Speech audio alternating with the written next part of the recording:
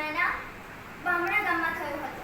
તેમનો જન્મ 21/7/1911માં થયો હતો અને તેમનું અવસાન 19/12/1988માં થયું હતું.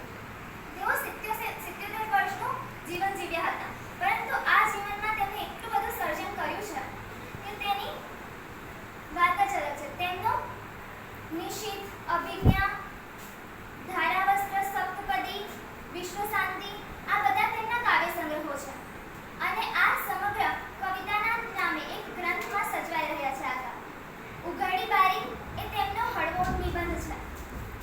સાતના ભારા અને હવેલી તેમની એકાંકીઓ છે.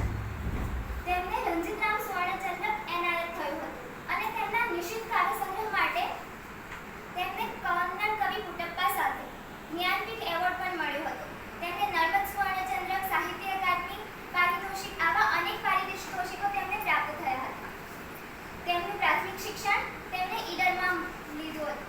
તેમનું માધ્યમિક શિક્ષણ અમદાવાદમાં થયું હતું. તેઓ 1928માં મેટ્રિકની પરીક્ષા અમદાવાદમાં પાસ કરી હતી. તેમને બીએમાં અર્થશાસ્ત્ર અને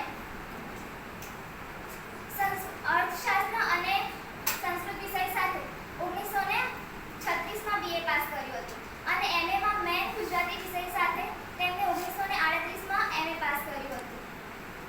ઉમાશંકર જોશી એ બહુમૂલ્ય પ્રતિભાના ધણી છે. તેમને કેટલી ભાષાઓનું જ્ઞાન હતું. સંસ્કૃત, બંગાળી, હિન્દી આવી અનેક ભાષાઓનું તેમને જ્ઞાન હતું.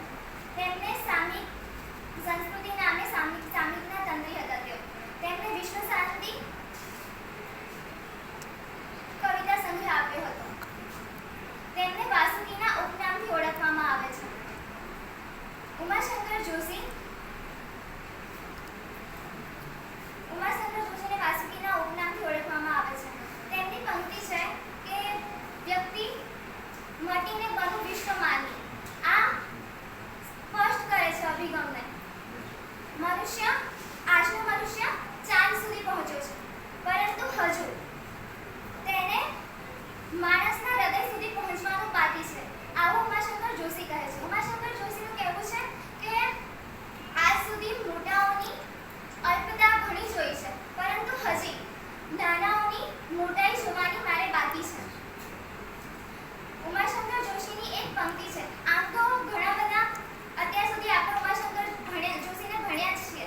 અહીંયા બેઠેલું કોઈ પણ વ્યક્તિ એવું નહીં હોય કે ઉમાશંકર જોશીને જાણતું નહીં હોય, કેમ કે આપણે પહેલેથી ઉમાશંકર જોશીને ભણીએ જ છે. ધોરણ 6માં એક પંક્તિ આવે છે, તેમની કવિતા આવે છે. મળતા મળી ગઈ મોઘેરી ગુજરાત, ગુજરાત મોરી મોરી રે, ભારતની ભૂમિમાં જાજેરી ગુજરાત, ગુજરાત મોરી મોરી રે. આવી તેમની રચનાઓ છે. અસંખ્ય રચનાઓ છે તેમની. તેમને ગુજરાતી સાહિત્યને ખૂબ જ સારું સર્જન કર્યું છે. તેમણે ગુજરાતી સાહિત્યમાં